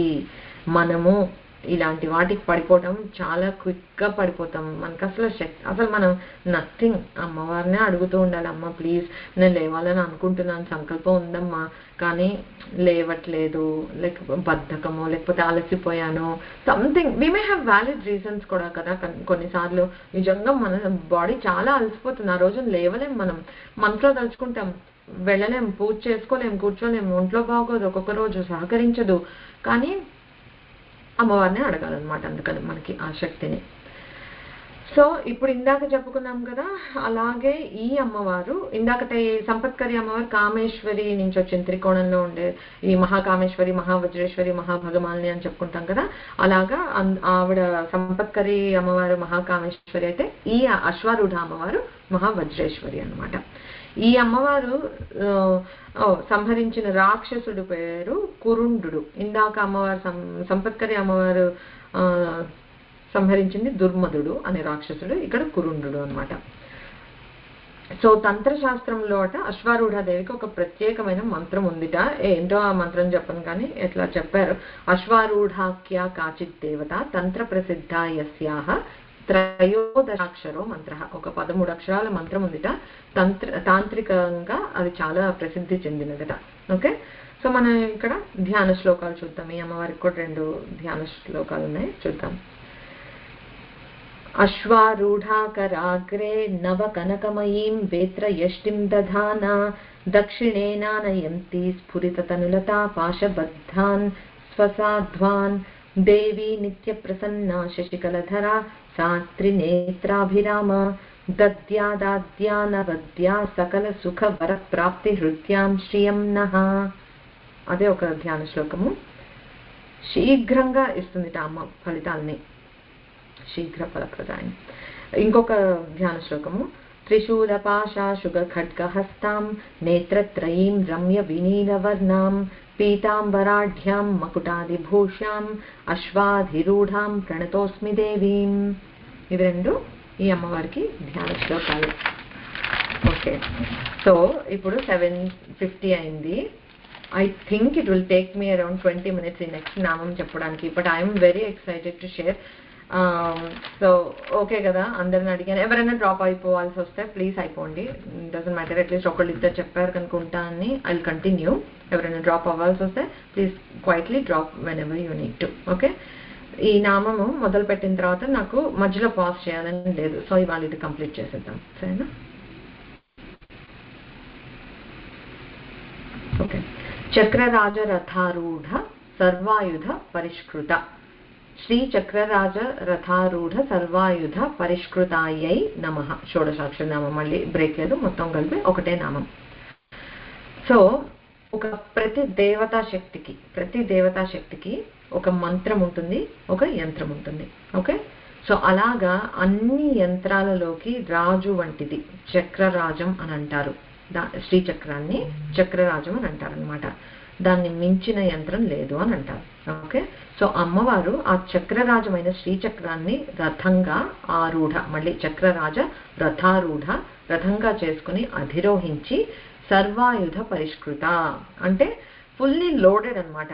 ఇప్పుడు ఒకసారి యుద్ధం మొదలు పెట్టాక నాకు ఆ వెపన్ లేదు, ఈ అస్త్రం లేదు అట్లా అనుకుంటే కాదు కదా, ఫుల్లీ లోడెడ్గా ఉంటుందన్నమాట. అంటే అంతం అనేది లేనంత సంపద, అస్త్ర సంపద ఆ చారియట్లోనే, ఆ రథంలోనే ఉంటుందన్నమాట. సో దట్ తడుముకోక్కర్లే అమ్మవారు, ఏది అవసరమైతే అలాగా అన్నీ అవైలబుల్గా ఉంటాయి. సో పరిష్కృత అంటే చక్కగా అలంకరింపబడి చక్కగా సెట్ చేసి ఉందట. మొత్తం ఆయుధాలు కావాల్సినవన్నీ యుద్ధానికి అస్త్రాలతోటి నిండుగా ఉంది, అలంకరింపబడి ఉంది అని. ఆనందధ్వజ సంయుక్తో నవ విఃపర్వభిర్యుతః దశయోజనమున్నమ్ర చతుర్యోజన విస్తృతః మహారాజ్ఞాః చక్రరాజ రథేంద్ర ప్రచలన్ బభౌ. ఇక్కడ ఏం చెప్తున్నారంటే ఆనంద ధ్వజం అంటే తెలుసు కదా, ఇది రథం పైన ఒక జెండా ఉంటుంది, అది ఆనందం అనే ధ్వజం అట. 9 పర్వాలు ఉన్నాయి అమ్మవారికి. ఇప్పుడు మనము ఊహించుకోవాలి, రథం లాగా ఉంది అని అంటే you can't imagine it like being a flat యంత్రం లాగా ఉండటం అనేది యూ కాంట్ ఇమాజిన్ దట్ కదా. సో 9 పర్వాలుగా అంటే మెట్లగా 9. మనము శ్రీచక్రం మనం చూస్తాము, శ్రీ యంత్రం ఉంది, శ్రీచక్రం ఉంది. శ్రీచక్రం ఒక పిరమిడ్ లాగా ఉంటుంది, అంటే 9 పర్వాలు 9 ఆవరణలో ఉండి పైన అమ్మ అధిష్ఠించి ఉందన్నమాట. అది ఎలా ఉందట అమ్మవారి రథం అంటే 10 యోజనాల ఎత్తు, 4 యోజనాల వెడల్పు కలిగి దేదీప్యమానంగా వెలిగిపోతుందిట. దాన్ని అధిరోహించింది శ్రీ మహారాజ్ఞి అయిన అమ్మవారు అనమాట. ఓకే, సో మనం ఇందాక చెప్పుకున్నాం కదా అశ్వపూర్వం రథమధ్యం అని, అలాగా ఇది ఈ రథాన్ని ఎక్కి అమ్మ ముందు అశ్వ సైన్యం వెనక గజ సైన్యం తోటి వెళ్తోంది అని చెప్పేసి. ఇంకొక అశ్వపూర్వం రథమధ్యం అన్నప్పుడు ఇంకొకటి ఎలా ఉందంటే రథ మధ్యం అన్నప్పుడు అంటే డీకోడ్ ఎలా చేయాలి. ఇప్పుడు మనం చెప్తాం ఇందులో మంత్రాలు నిక్షిప్తమై ఉన్నాయి, so don't worry about finding out what that బీజాక్షరం ఇస్, మంత్రం ఇస్. జస్ట్ మనకి గురువులు చెప్పారు అంటే అది ఆ నమ్మకంతో మనం వెళ్ళిపోవాలి అని అంటాం కదా. సో దానికి ఒక చిన్న ఎగ్జాంపుల్ ఏంటంటే Saptashati starts like that and it is like that. ఒక్కొక్క లైన్ డీకోడ్ చేస్తే నీకు అందులో నుంచి మంత్రాలు వస్తాయి. అలా మంత్రాలు చేసిన వాళ్ళు కూడా ఉన్నారు. మనకు అక్కర్లే ఆ మంత్రాలు అంటే it makes it very complex. చక్క పారాయణలా చదువుకుంటూ వెళ్ళిపోవటం ఎవరికన్నా ఈజీ కదా. సో ఇక్కడ ఏం చెప్పారంటే ఆ రా నుండి మొదలుపెట్టి అక్షరాలన్నీ రాస్తే ఎక్కడి వరకు థ వరకు, అంటే మన కచట తప వర్గాల్లో త థ ర థ ఆ రెండిటికి అలా రాసుకుంటూ పోతేట అందులో రాకి థాకి మధ్యలో ఉన్నది ఓ, అంటే ఆ ఓంకార స్వరూపం ప్రణవ స్వరూపం అని చెప్పటం అనమాట. రథ మధ్యం అని అంటే ఆ ఓంకార స్వరూపిణి అనేది కూడా చెప్పటం. మనం ఊహిస్తామా? మనకు అలాంటివి అసలు తెలుస్తాయా? ఏదో అలా గురువులు ఇలా విదిల్చే చిన్న చిన్న నాలెడ్జ్ తోటి ఇలా తెలుసుకుంటే అబ్బా ఎంత బాగుంది కదా అని అనిపిస్తుంది. మీనింగ్ తెలుసుకుంటున్న కొద్దీ చాలా ఎక్సైటింగ్ గా అనిపిస్తుంది నాకైతే. ఓకే, సో అమ్మవారు ఈ శ్రీచక్రం అనే రథాన్ని అధిరోహించింది అన్నాం కనుక ఎన్ని రిఫరెన్సెస్ వింటాం కదా మనం. శ్రీచక్ర రాజనిలయ శ్రీమత్ త్రిపుర సుందరి అని చెప్తాం. తర్వాత శ్రీచక్ర రాజసింహాసనేశ్వరి, శ్రీచక్ర నగర సంచారిణి అని అంటాం, శ్రీచక్ర నగర సంచారిణి అని అంటాం. ఓకే, సో అలాగా అన్ని నామాలు అనమాట. అంటే ఆ శ్రీచక్రంలో అమ్మ అలా ఉంటుంది, చక్కగా తిరుగుతూ సంచారిణి తిరుగుతూ ఉంటుంది అనమాట. సో ఇప్పుడు ఈ శ్రీచక్రం అని అంటే ఏదో మన అమ్మ దానికే పరిమితము, ఒక యంత్రంలోనే ఉంటుంది అలా అనుకోకూడదు మనం. దానికి ఎలా చెప్తారంటే బ్రహ్మాండం మొత్తం శ్రీచక్రమే అంటారు. శ్రీచక్రం త్రిపుర సుందర్య బ్రహ్మాండాకారమీశ్వరి పంచభూతాత్మకం చైవ తన్మాత్రాత్మకమేవ చ ఇంద్రియాత్మకమేవం చ మనస్తత్వాత్మకం తథా మాయాదితత్వ రూపం చ తత్వాతీతం చ బైందవం. ఏం చెప్తున్నారంటే ఇక్కడ శ్రీచక్రం త్రిపుర సుందర్య బ్రహ్మాండాకారమీశ్వరి. ఈ అమ్మవారి శ్రీచక్రం అని అంటే ఏంటి అంటే బ్రహ్మాండాకారంలో ఉంది అని చెప్తున్నారు. అంటే మనం చెప్పుకున్నాం శ్రీచక్రంకి 25 తత్వాలతోటి అలాగా చెప్పుకున్నాం కదా. ఈ పంచభూతాత్మకము ఏం చెప్పాము, పంచభూతాత్మకం చైవ తన్మాత్రాత్మకమేవచ, అంటే ఈ సృష్టికి కారణమైన పంచభూతాలు. ఓకే, అవి అమ్మ నుండి వచ్చాయి ఆ తన్మాత్రలు, వాటి నుండి వచ్చిన స్థూల రూపాలే పంచభూతాలు. ఆ పంచభూతాల నుంచే సృష్టి వచ్చింది. తర్వాత ఇంద్రియాత్మకమేవం చ మనస్తత్వాత్మకం తథా, అంటే మన మన పంచకర్మేంద్రియాలు అన్ని మనకు తెలిసినవే. బట్ అదే శ్రీచక్రం అంటే ఏదో కాదు, మనలో ఉన్న ఆ పంచ తన్మాత్రలు, ఆ పంచభూతాలు మనలో ఉన్న ఎలిమెంట్స్, అవి పంచ కర్మేంద్రియాలు, జ్ఞానేంద్రియాలు, ఈ తత్వాలు ఆ శ్రీచక్రంలో ఏవైతే ఉన్నాయో అదే శ్రీచక్రం అని అంటున్నారు. ఓకే, సో అందరికీ ఈ 10 ఇంద్రియాలతోటే కదా సృష్టి జరుగుతోంది. సో ఆ బ్రహ్మాండం అనేది ఆ శ్రీచక్రమే. భూతాలు, పంచ తన్మాత్రలు, ఈ కర్మేంద్రియాలు, జ్ఞానేంద్రియాలు, మనసు, తత్వము, మాయ, తర్వాత అలాగా సో ఇవన్నీ మాయాది తత్వ రూపం చ తత్వాతీతం చ బైందవం. సో ఆ మాయ, శుద్ధ విద్య, మహేశ్వరుడు, సదాశివుడు అనే తత్వాలు ఉన్నాయన్నమాట. ఆ తత్వాలు ఇవన్నీ శ్రీచక్రంలో ఉన్నాయి. వాటి నుండే సృష్టి వచ్చింది కనుక ఈ బ్రహ్మాండం ఈజ్ నాట్ డిఫరెంట్ ఫ్రమ్ శ్రీచక్రం. ఓకే, బట్ మనకి బ్రహ్మాండం మొత్తం శ్రీచక్రమే అని అంటే కష్టం మనకి విజువలైజ్ చేసుకోవటం. అబ్స్ట్రాక్ట్ థింగ్స్ మనము ఫాలో కాలేము. అందుకని దాన్ని ఒక పిరమిడ్ రూపంలో పెడితే నువ్వు దాన్ని చూడగలుగుతున్నావు, ముట్టుకోగలుగుతున్నావు, పూజ చేయగలుగుతున్నావు, అండర్స్టాండ్ చేసుకోవాలి. అల్టిమేట్ గా నువ్వు ఆ యంత్రాన్ని పెట్టి దానికి అభిషేకం చేసి పూలు పెట్టి గంధము కుంకుమ డజంట్ టేక్ యూ ఎనీవేర్. జరిగే పాపక్షయం అలాంటివి జరుగుతాయి కాదు అని అసలు అంటే నాకళ్ళు పోతాయి, అలా కాదు. బట్ నిజమైన దాని నుంచి వచ్చే మనకి ఇది ఎప్పుడు వస్తుందంటే తత్వాన్ని అర్థం చేసుకోవాలి. నెక్స్ట్ టైం శ్రీచక్రం చూస్తే ఓ ఇది ఇక్కడ ఇలా ఉంది అంటే ఇందులో ఈ దేవతలు ఉంటారు, అలాగా కొంచెం కొంచెం తెలుసుకుని ఉంటే నెక్స్ట్ టైం పూజ చేసేటప్పుడు మనకి ఆ భక్తి భావం ఇంకా మల్టిప్లై అయిపోతుంది అనమాట. సో అలాగే ఈ కళలు ఇవన్నీతోటి ఉండి తర్వాత తత్వాతీతం వీటన్నిటికీ అతీతంగా బైందవం అక్కడ పరమేశ్వరి ఉండి ఆవిడ నుంచి ఇవన్నీ వచ్చి బ్రహ్మాండాకారంలో సృష్టి జరిగింది అనేది ఒకటి చెప్తున్నారు. అలాగే మన శరీరం కూడా అని చెప్తారు. బైందవం బ్రహ్మరంధ్రం చ మస్తకం చ త్రికోణకం లలాటే అష్టారకం పత్రం భ్రువోర్मध्ये దశారకం బహిర్దశారం కంఠేతు మన్వశ్రం హృదయం భవేత్ నాభౌ చ వసుపత్రం చ కట్యాం షోడశపత్రకం వృత్తత్రయం చ ఊరుభ్యాం పద్భ్యాం భూపురత్రయం. ఇక్కడ మనం లెక్క పెట్టుకుంటే 10 చెప్పారు. ఏంటి బిందువు, పైనుంచి చూస్తే బిందువు, కింద నుంచి చూస్తే భూపురం, వృత్తత్రయం చెప్పారు. అది యూజువల్ గా మనం మోర్ అండ్ మోర్ చూస్తే దానికి పూజ చేయటం లాగా చెప్పారు. ఇప్పుడు నవావరణలు అని అంటే లైన్స్ ని కన్సిడర్ చేయరు. సో అదొక్కటి ఇక్కడ అడిషనల్ గా ఉంది. బట్ లేకపోతే బిందువు బ్రహ్మరంధ్రం అన్నారు. త్రికోణం తల, ఇక్కడ ఈ భాగం త్రికోణం, ఇది అష్టకోణం లలాటం, అంతర్దశారం భ్రూమధ్యం, బహిర్దశారం కంఠం, చతుర్దశారం హృదయం, అలా కిందకి వెళ్తున్నాం. స్థూలం, అష్టదళం అంటే నాభి, షోడశ దళం అంటే కటి ప్రదేశం అట. ఇక్కడ వృత్తత్రయం అనేది చెప్పారు ఊరువులు. భూపురం అంటే మన పాదాలు. అంటే శ్రీచక్రం ఎక్కడో లేదు, ఆ నవ ఆవరణలు మన బాడీలోనే ఎలా చూసుకోవాలి అనేది ఈ శ్లోకంలో చెప్పారు. సో ఇంకొకటి నేను ఇంకొక శ్లోకము అది ఎక్స్ప్లెయిన్ చేయాలని అనుకున్నాను. దిస్ అలైన్స్ మోర్ విత్ ఖడ్గమాలలో మనం చెప్పుకోండి. Again I think I shared with many of you.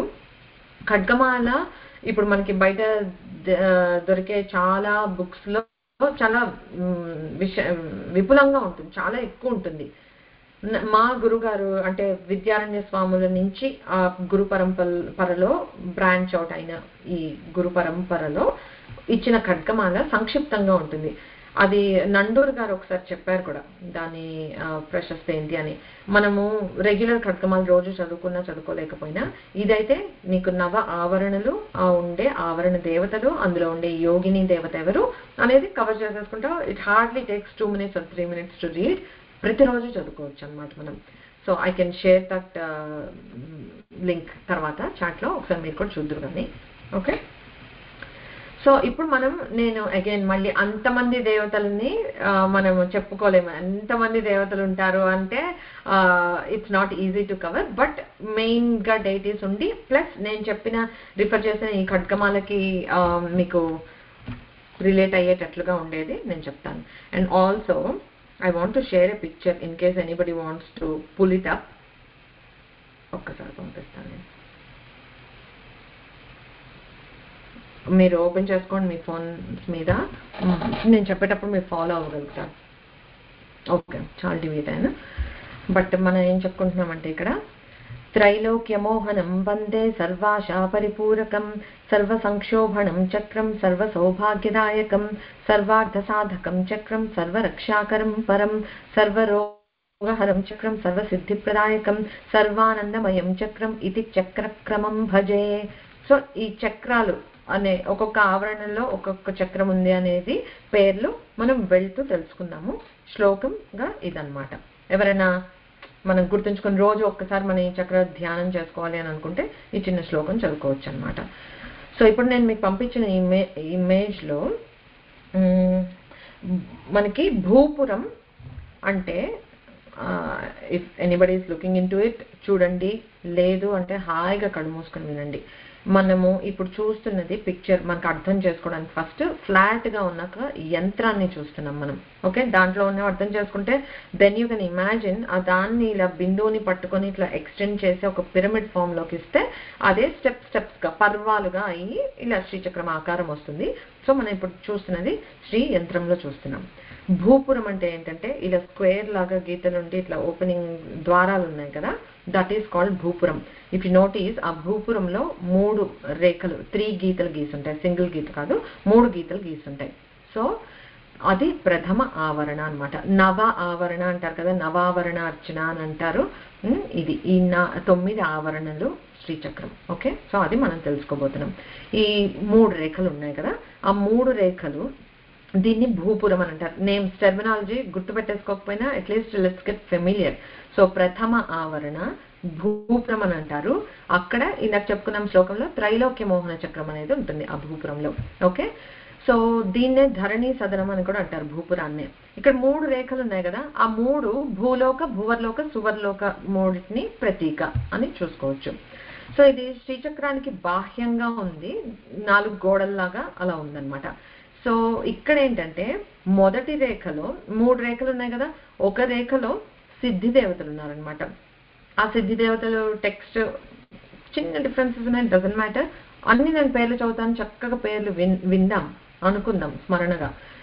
అణిమ, లఘిమ, గరిమ, మహిమ, ఈషిత్వ, వశిత్వ, ప్రాకామ్య, ప్రాప్తి, సర్వకామ. అది ఒక బంచ్. లేకపోతే నాకు అలవాటు ఉన్నదైతే అణిమ, లఘిమ, మహిమ, ఈషిత్వ, వశిత్వ, ప్రాకామ్య, భుక్తి, ఇచ్ఛ, ప్రాప్తి, సర్వకామ. ఈ 8 అష్టసిద్ధి దేవతలు ఉన్నారు ఫస్ట్ లైన్ లో. రెండో రేఖలో అష్ట మాతృకలు ఉన్నారు. బ్రాహ్మి, మాహేశ్వరి, కౌమారి, వైష్ణవి, వారాహి, మాహేంద్రి, చాముండే, మహాలక్ష్మి. 8 అష్టమాతృకులు ఉంటారు. మూడో రేఖలో ముద్రాశక్తులు ఉంటారనమాట. ముద్రాశక్తి దేవతలు సర్వ సంక్షోభిణి, 10 దశముద్రలు అని అంటారు శ్రీ విద్యలో. ఆ ముద్రాశక్తి రూపాలు ఇక్కడ ఉంటాయన్నమాట. సర్వ సంక్షోభిణి, సర్వ విద్రావిణి, సర్వాకర్షిణి, సర్వ వశంకరి, సర్వోన్మాదిని, సర్వ మహాంకుశే, సర్వ ఖేచరి, సర్వ బీజే, సర్వయోని, సర్వ త్రిఖండ. ఇవి దశ ముద్రాశక్తులు. సో 8 + 8 + 10 28. మొత్తం ఆ భూపురంలో ఉండే సిద్ధి దేవతలు, అష్టమాతృకలు, ముద్రాశక్తులు చూసాం. వీటిని అందరినీ అణిమాది సిద్ధి దేవతలు అని అంటారు, మొత్తం టుగెదర్ రిఫర్ చేయడానికి. వీళ్ళందరూ ఎర్రగా మందార పువ్వు రంగు గల దేహకాంతితోటి వెలిగిపోతూ ఉంటారట, అరుణమయం అనమాట. అందరికీ 4 చేతులు, చతుర్భుజులు, చింతామణి, కపాలం, త్రిశూలం, సిద్ధి, కజ్జలం అంటే కాటుక, అవి పట్టుకొని ఉంటారట 4 చేతుల్లో. ప్రతి ఆవరణకి మనం వెళ్ళినప్పుడు ఆ ఆవరణ అధిదేవత ఎవరు? యోగిని. ప్రతి ఆవరణకి ఒక యోగిని ఉంటుంది. ఓకే, ఆ యోగిని దేవత ఎవరు? మళ్ళీ మనం ఇప్పుడు ముద్రాశక్తులు అందరూ శక్తి రూపంలో అందరు ఇక్కడ ఉన్నారని అనుకున్నాం కదా, బట్ ఒక్కొక్క ఆవరణకి నువ్వు ఆ పూజ చేసుకుంటూ వెళ్ళేటప్పుడు ఈ ఆవరణలోకి ఎంటర్ అయ్యేటప్పుడు ఈ ముద్ర ప్రదర్శించి వెళ్ళటము అలా ఉంటుంది. ఒక్కొక్క ముద్ర అసైన్ టు ఒక్కొక్క ఇది అలా ఉంటుంది. సో అది చూద్దాము. రసం, నవరసాలు ఉంటాయి కదా, ఆ రసాలు ఎలాగా ఏ ఆవరణలో ఏ రసంతో ఉంది అనేది చూద్దాము. ఒక్కొక్క ఆవరణకి ఒక బీజాక్షరం ఉంటుంది, అది కూడా తెలుసుకుందాం. ఓకే, జస్ట్ నాలెడ్జ్ కోసం ఒక స్టడీ లాగా చేసుకుంటే. సో భూపురానికి అంటే ప్రథమ ఆవరణకి అధిదేవత త్రిపుర, యోగిని దేవత ప్రకట యోగిని. ముద్ర ఏం చూపిస్తారంటే సర్వ సంక్షోభిణి ముద్ర, శృంగార రసం, ద్రామ్ అనే బీజాక్షరం. ఓకే, సో అవి బేసిక్స్ ప్రథమావరణ. ఇప్పుడు ఆ ప్రథమావరణ భూపురం అయిపోయిన తర్వాత సర్కిల్ ఉంది చూసారా, సర్కిల్లో 3 లైన్స్ ఉన్నాయి. అదే ఇందాక శ్లోకంలో వచ్చింది కదా వృత్తత్రయం అని 3 సర్కిల్స్ ఉన్నాయి. అది యూజువల్ గా ఈ మనకి పూజల్లో ఈ నవ ఆవరణల్లో ఒకటిగా కౌంట్ చేయరు. So we are skipping that. Next ఆవరణగా కౌంట్ చేసేది ఏంటంటే షోడశ దళ పద్మం. మీరు ఇక్కడ చూస్తే ఆ వృత్తం అయిపోయిన తర్వాత పెటల్స్ ఉన్నాయి కదా, ఫ్లవర్ పెటల్స్ 16 ఉంటాయి మీరు లెక్క పెడితే. షోడశ దళ పద్మం అంటారు. అక్కడ ఉన్న చక్రం ఏంటంటే సర్వాశ పరిపూరక చక్రం. ఓకే, సో నువ్వు ఏమవుతుందంటే అగైన్ మళ్ళీ నేను ఆ టాపిక్ ఇంకెప్పుడైనా వీలైతే టచ్ చేస్తాను. బట్ మన బాడీలో ఒక్కొక్క స్పాట్ని మనం దాటుకుంటూ వెళ్తే యోగా మార్గంలో రకరకాల శక్తులు వస్తూ ఉంటాయి. ఒక్కొక్క ఆవరణ మనం దాటుతున్న కొద్దీ ఒక రకమైన శక్తులు మనకు వస్తుంటాయి. సర్వాశ పరిపూరక ఉందనుకో, అన్ని ఏది కోరిక అది తీరిపోతూ ఉంటుంది అనమాట. అక్కడ ఆ దుర్మదం వచ్చేయకుండా అలా కంట్రోల్, అన్ని టెస్ట్లు అనమాట, అమ్మ పెట్టే టెస్ట్లు. ఎనీవేస్, ఈ ద్వితీయ ఆవరణ షోడశారం అని కూడా అంటారు, షోడశ దళ పద్మం అని అంటారు. 16 దళాల పద్మాకారంలో ఉంటుంది. ఓకే, ఇక్కడ 16 గుప్త దేవతలు ఉంటారు. ఓకే, అన్ని చక్కగా పేర్లు వింటుంటే మీకే తెలిసిపోతుంది ఖడ్గమాలలో మనం చెప్పుకుంటాము అని. కామాకర్షిణి, బుద్ధ్యాకర్షిణి, అహంకారాకర్షిణి, శబ్దాకర్షిణి, స్పర్శాకర్షిణి, రూపాకర్షిణి, రసాకర్షిణి, గంధాకర్షిణి, చిత్తాకర్షిణి, ధైర్యాకర్షిణి, స్మృత్యాకర్షిణి, నామాకర్షిణి, బీజాకర్షిణి, ఆత్మాకర్షిణి, అమృతాకర్షిణి, శరీరాకర్షిణి. ఈ ఆకర్షణ శక్తులన్నీ గుప్తంగా ఉంటాయి, అందుకే గుప్త దేవతలు కదా. సో మనలో ఇవేవి గంధాన్ని ఆకర్షించటము లేకపోతే ధైర్యాన్ని అవన్నీ మనం చూడలేము. సో గుప్తంగా ఉండి అవన్నీ ఆకర్షితమయ్యేటట్టుగా చేస్తుంటారు. ఈ 16 దళాల్లో చంద్రకళలు కూడా ఉంటాయని అంటారు. సో ఈ షోడశ కళలు ఏవైతే ఉన్నాయో ఆకర్షణ దేవతలు చూసాం కదా, పేర్లలోనే చూసాం, ఆకర్షణ దేవతల రూపంలో ఉంటాయి. గుప్త దేవతలు అని అంటారు వీళ్ళనే. ఒక్కొక్కరికి మళ్ళీ చతుర్భుజులు, 4 చేతులు ఉంటాయి, త్రినేత్రాలు ఉంటాయి, అందరికి 3 నేత్రాలు. చంద్రార్ధ శకనం అంటే అర్ధచంద్రాన్ని ధరించి ఉంటారనమాట. తర్వాత 4 చేతులు, వాటిలో ధనుస్సు, బాణం, డాలు, ఖడ్గం వీటిని ధరించి ఉంటారనమాట. సో ఈ ఆవరణకి అధిదేవత త్రిపురేషి, గుప్త యోగిని, సంకేత ముద్ర. ఇక్కడ ఏ ముద్ర ప్రదర్శిస్తామంటే సర్వ విద్రావణి ముద్ర, వీరరసం, తర్వాత బీజాక్షరము ద్రీం అనే బీజాక్షరం అనమాట. సో అది ద్వితీయావరణ షోడశారం లేదా షోడశ దళ పద్మం. తృతీయావరణ వచ్చేటప్పటికి అది దాటాక ఇన్నర్ సర్కిల్లో మళ్ళీ పద్మాలు రేకులు ఉన్నాయి కదా, దళాలు ఉన్నాయి కదా, 8 ఉంటాయి ఈసారి. ఓకే, అష్టదళ పద్మం అని అంటారు, అది తృతీయావరణ. సో ఫస్ట్ భూపురం, షోడశ దళ పద్మం, తర్వాత అష్టదళ పద్మం, 3వ ఆవరణ. ఆ 3వ ఆవరణ లో గుప్త తర దేవతలు. ఇందాకటి 16 దళాల ఆవరణలో గుప్త దేవతలు, ఇక్కడ గుప్త తర దేవతలు అనమాట. సో వీళ్ళెవరు గుప్తతర దేవతలు? 8 మంది. అనంగ కుసుమ, అనంగ మేఖల, అనంగ మదన, అనంగ మదనాతుర, అనంగ రేఖ, అనంగ వేగిని, అనంగాంకుశ, అనంగమాలిని. 8 మంది గుప్తతర దేవతలు. వీళ్ళు కూడా మళ్ళీ మందార పూ రంగులో మెరిసిపోతూ ఉంటారట. వారికి 4 చేతులు ఉన్నాయి. 4 చేతుల్లో ఇక్షుచాపం అంటే చెరుకు విల్లు, తర్వాత పుష్పశరం పుష్పాలతో చేసిన బాణాలు, పుష్పగుచ్చం, ఉత్పలం అంటే ఒక లోటస్ ఫ్లవర్, ఈ 4 పెట్టుకుని ఉన్నారట. అగైన్ మన ఎలా అయితే లలిత అమ్మవారికి ఎలా అయితే సింబాలిక్ గా ప్రతిదానికి మీనింగ్ ఉందో, ఇలా వీటన్నిటికీ కూడా ఉంటాయి. బట్ అంత డెప్త్ కి వెళ్ళట్లేదు కనుక జస్ట్ ఏం పట్టుకుని ఉన్నారు, జస్ట్ మనం ఒక భావన చేసుకోవడం కోసం చెప్పుకుంటూ వెళ్ళిపోదాం. సో ఈ 3వ ఆవరణలో అధిదేవత త్రిపుర సుందరి. ఇక్కడ ఉండే యోగిని దేవత గుప్తతర యోగిని. సంకేత ముద్ర ఇక్కడ ప్రదర్శించేది సర్వాకర్షిణి ముద్ర. రసం కరుణ రసం, బీజాక్షరం క్లీం. ఒక్కొక్క దానికి బీజాక్షరం కూడా మారుతోంది.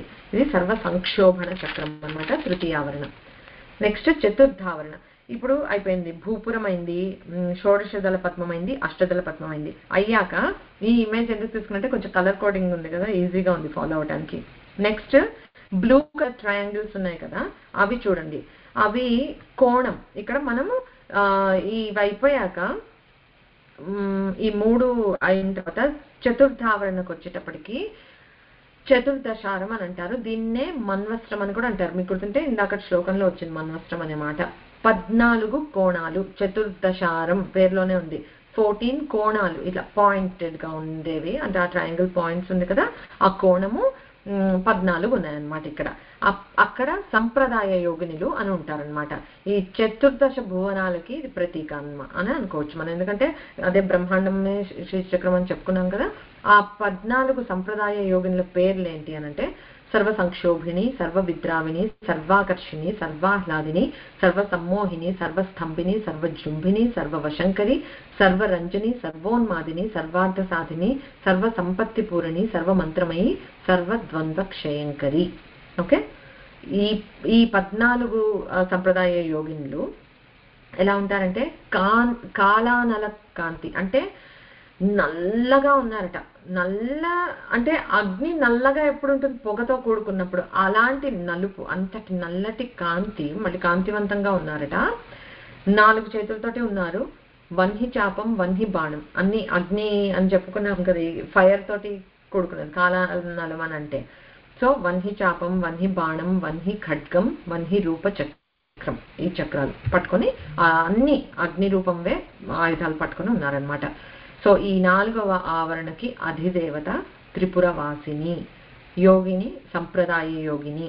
సంకేత ముద్ర సర్వశంకరి ముద్ర. ఓకే, ఇక్కడ ఉండే రసం భయానక రసం, బీజాక్షరం బ్లూమ్. ఓకే, నెక్స్ట్ పంచమావరణం. సో ఇప్పుడు ఆ బ్లూ కలర్ 14 ట్రయాంగిల్స్ అయిపోయాయి, చతుర్దశారం అయిపోయింది, 14 కోణాలు అయిపోయింది. తర్వాత రెడ్ వెళ్తే కనుక మనం దాన్ని పంచమావరణం, 5th ఆవరణది బహిర్దశారం అని అంటారు. అందులో 10 ఉన్నాయి కోణాలు, మీరు లెక్క పెడితే కనుక 10 కోణాలు ఉంటాయన్నమాట. ఆ 10 కోణాలు విష్ణుమూర్తి దశావతారాలకి ప్రతీక. ఓకే, ఈ 10 కోణాల్లో 10 శక్తులు ఉంటాయి ఎప్పుడు. ఆ 10 శక్తుల పేర్లు ఏంటి అని అంటే సర్వ సిద్ధి ప్రదే, సర్వ సంపత్ప్రద, సర్వ ప్రియంకరి, సర్వ మంగళకారిణి, సర్వ కామప్రద, సర్వ దుఃఖ విమోచని, సర్వ మృత్యు ప్రశమని, సర్వ విఘ్న నివారిణి, సర్వాంగ సుందరి, సర్వ సౌభాగ్యదాయిని. ఓకే, ఈ దశశక్తులు స్ఫటిక కాంతులతోటి విరాజులతో ఉంటాయట, అంటే తెల్లగా మెరిసిపోతున్నారట ఈ 10 శక్తి దేవతలు. 4 చేతులతో ఉన్నారు వీళ్ళు కూడా. పరశువు, పాశము, గద, ఘంటామణి, ఇవి 4 ఆయుధాలుగా ధరించి ఉన్నారట.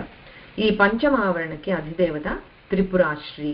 ఓకే, యోగిని, కులోత్తీర్ణ యోగిని, కులోత్తీర్ణ యోగిని.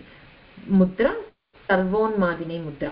ఓకే, భీవత్సరసం ఇక్కడ, బీజాక్షరం సహ.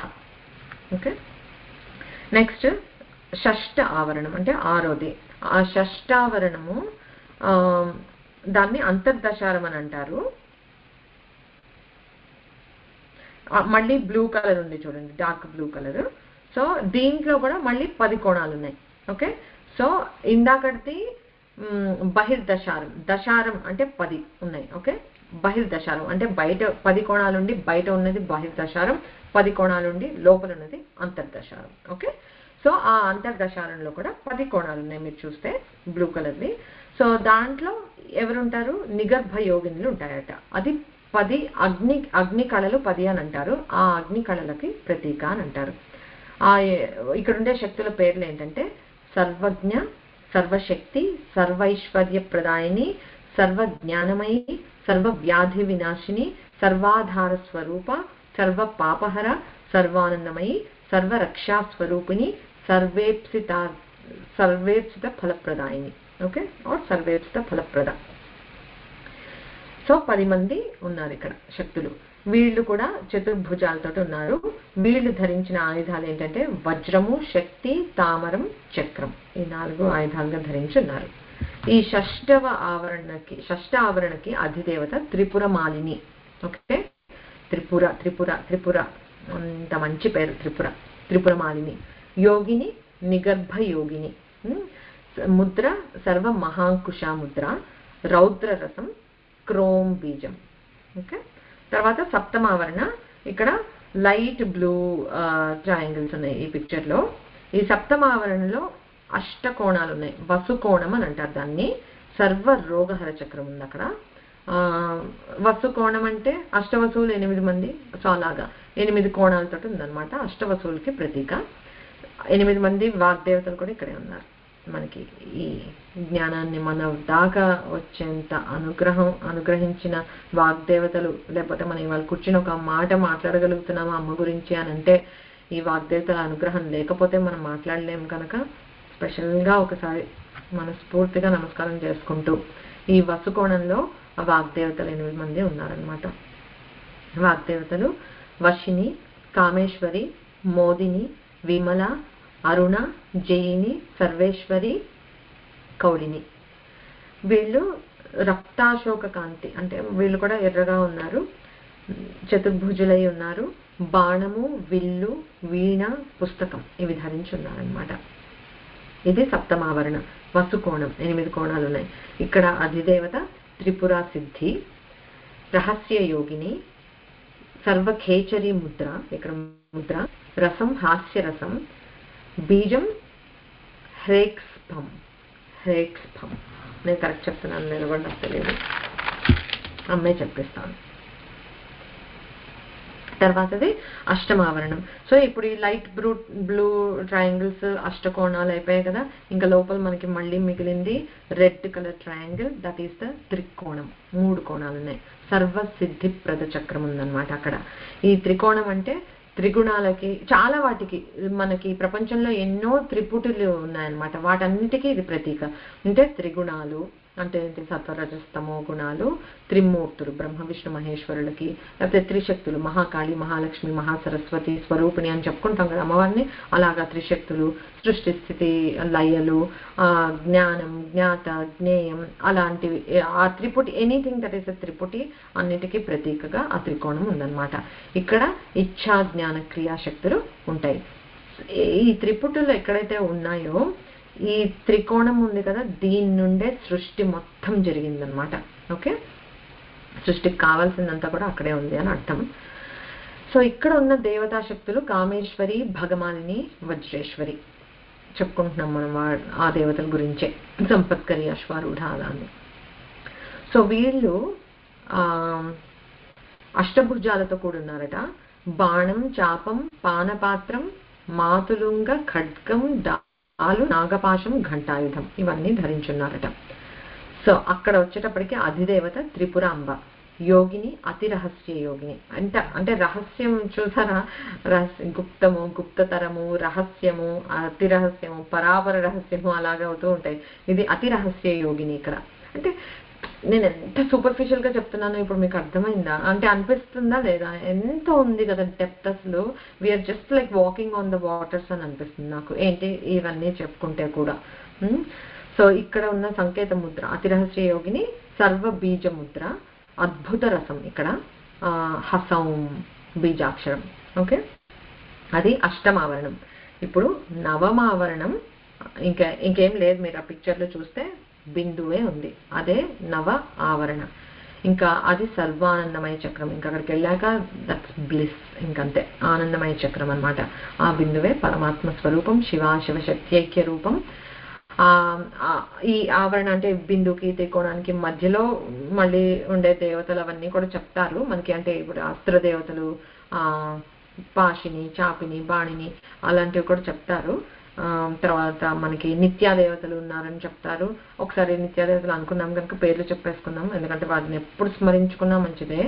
కామేశ్వరి, భగమాలిని, నిత్యక్లిన్న, భేరుండ, వన్హివాసిని, మహావజ్రేశ్వరి, శివదూతి, త్వరిత, కులసుందరి, నిత్య, నీలపతాక, విజయ, సర్వమంగళ, జ్వాలామాలిని, విచిత్ర. ఓకే, లేకపోతే చిత్ర అని కూడా అంటారు కొన్ని చోట్ల. సో వీళ్ళందరూ ఎలా ఉంటారంటే ఇక్కడ ఈ అమ్మవారి లాగే ఉంటారు, అభిన్నులు అనమాట. అమ్మవారి సమానమైన తేజస్సుతో ప్రకాశిస్తూ ఉన్నారు. వీళ్ళందరూ కాలరూపులు. ఓకే, కాలం రూపంలో అంతే కదా. ఇప్పుడు తిథి నిత్యాదేవతలు అని అంటే ఏంటి?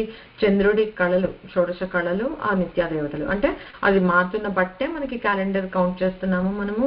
ఒక తిథి అయిందంటాము, పక్షం అయిందంటాము, మాసం అయిందంటాము, సంవత్సరం అయిందంటాము. అలాగ అవన్నీ కాలరూపులు అనమాట. విశ్వాన్ని మొత్తాన్ని వ్యాపించి ఉంటారు, కంట్రోల్ చేస్తూ ఉంటారు. సో ఈ నవమ ఆవరణ అంటే లాస్ట్ ఆవరణకి అధిదేవత మహాత్రిపుర సుందరి, యోగిని, పరాపర రహస్య యోగిని, యోనిముద్ర. అందుకే శ్రీ విద్యలో యోనిముద్రతోటి నమస్కారం చేస్తారు ఎక్కువగా. శాంతరసం, ఇంకా అంటే ఆనందము, ఇంకా సర్వానందమయం అనే దీనికి చేరుకుంటే శాంతరసం తప్పితే ఇంకేముంటుంది అసలు? అమ్మవారైనా శాంతాతీత కదా, దీనికి కూడా అతీతమైన స్థితి. ఐం అనేది ఇక్కడ బీజాక్షరం అనమాట, అంటే శక్తి ప్రణవం. సో అది 9 ఆవరణలు. నాకైతే మంచి క్లారిటీ వచ్చింది. ఐ హోప్ యూ ఫాలోడ్, అందుకే పిక్చర్ షేర్ చేశాను. I hope you followed with me and I hope you enjoyed. I will conclude.